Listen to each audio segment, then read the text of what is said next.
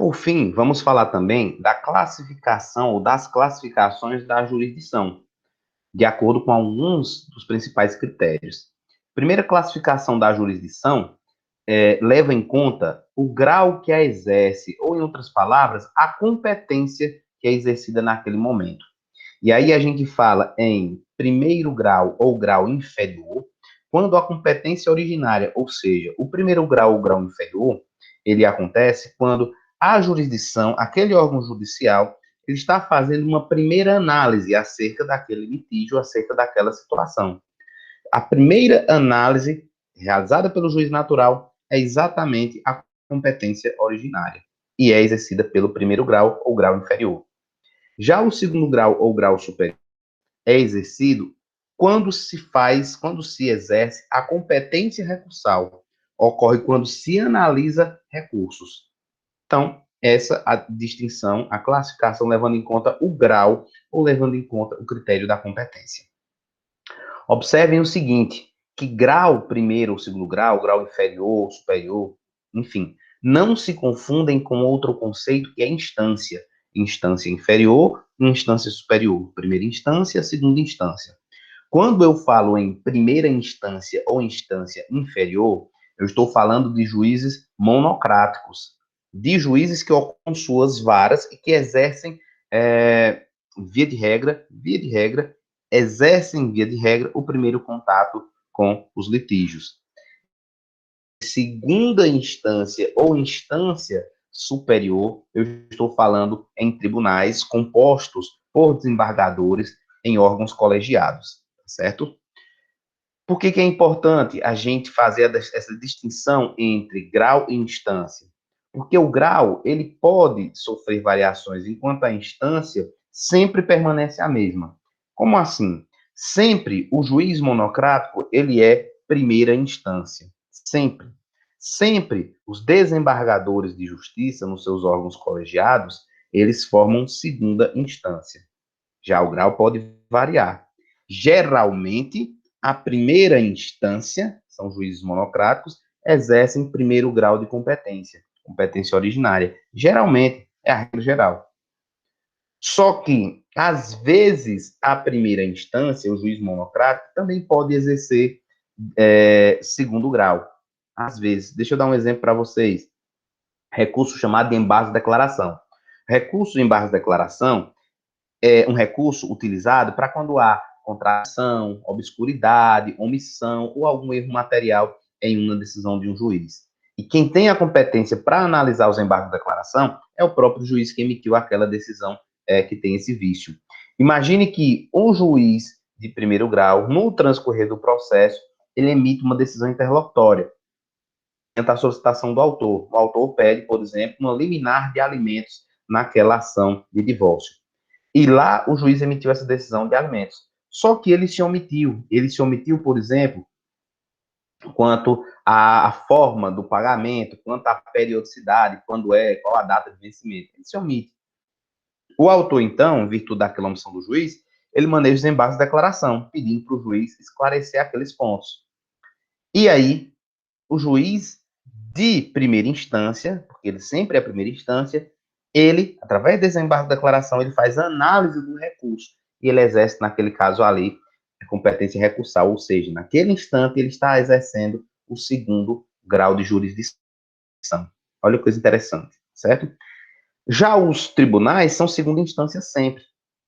Via de regra, os tribunais exercem grau recursal, ou seja, exercem segundo grau de jurisdição. Mas, às vezes, também exercem primeiro grau de jurisdição. Às vezes, tem também competência originária. Exemplo, um mandado de segurança proposto contra um ato que violou um direito líquido certo, ato este praticado pelo governador do estado. Mandado de segurança contra o governador do estado, competência originária do Tribunal de Justiça. Então, esse mandado de segurança ele tem que ser proposto diretamente no Tribunal de Justiça. Diretamente no Tribunal de Justiça. Neste momento, o Tribunal de Justiça, que é a segunda instância, vai estar exercendo, apesar de ser segunda instância, o primeiro grau, o grau inferior, analisando originariamente aquele litígio, aquela demanda. Da mesma forma, não se pode confundir instância, grau, com entrância. Primeira entrância, ou inicial, segunda entrância, ou intermediária, terceira entrância, ou final. Entrância é um termo utilizado para organização do poder judiciário local, levando em conta, né, o quê? Levando em conta o tamanho de cada município, a população, a necessidade de intervenção, né, daquele município, e com isso fazendo com que o Tribunal de Justiça, né, ou o Tribunal Regional também, faça uma organização daquelas estruturas do Poder Judiciário, designando uma vara única, né, numa entrância inicial, por exemplo, são cidades menores, ou mais de uma vara, como nas entrâncias intermediárias, ou mesmo especializando as varas, né, de acordo com o direito material que é discutido, como nas entrâncias finais ou terceira entrância. Né? Então, essa organização é uma organização de estruturação do Poder Judiciário, tá certo? E também interessante aqui, quando a gente fala dessa questão de instância e grau, mais um exemplo, que é a situação das turmas recursais dos juizados especiais cíveis e criminais também. A lei dos juizados especiais, ela determina o seguinte: o processo ele corre diante de um juiz monocrático, juiz de direito monocrático, certo? Que emite a sentença, que emite a decisão.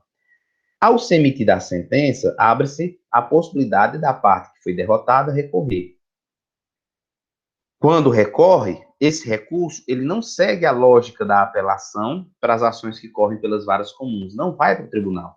Esse recurso, que nem recebe o nome de apelação, só recebe o nome de recurso, ele vai para as turmas recursais dos juizados especiais. Essas turmas recursais não são constituídas por desembargadores, mas sim são constituídas por juízes que também exercem funções nessas turmas recursais para analisar esses recursos. Então, nessa situação, a gente entende, né, a doutrina entende que as turmas recursais continuam sendo primeira instância, porque não são órgãos constituídos por desembargadores fixos, não. São por juízes que exercem suas funções temporariamente naquela turma recursal. Então, não sendo primeira instância, porém atua em segundo grau também, certo? Quanto ao órgão que a exerce, aqui se leva em conta o direito material que é discutido, e essa distribuição ela é feita pela própria Constituição Federal. A Constituição Federal, ela estrutura o Poder Judiciário levando em conta a matéria, e daí se criam as justiças especializadas ou especiais, que são aquelas que são responsáveis, são competentes pela análise, pelo julgamento, processamento de determinados direitos materiais, que são elas a Justiça do Trabalho, a Justiça Eleitoral e a Justiça Militar, e a Justiça Comum, Justiça Federal e Estadual, que não fica atrelada a um determinado tipo de matéria. Né? Elas apreciam todas as matérias jurídicas, com exceção de direito do trabalho, direito eleitoral e direito criminal militar.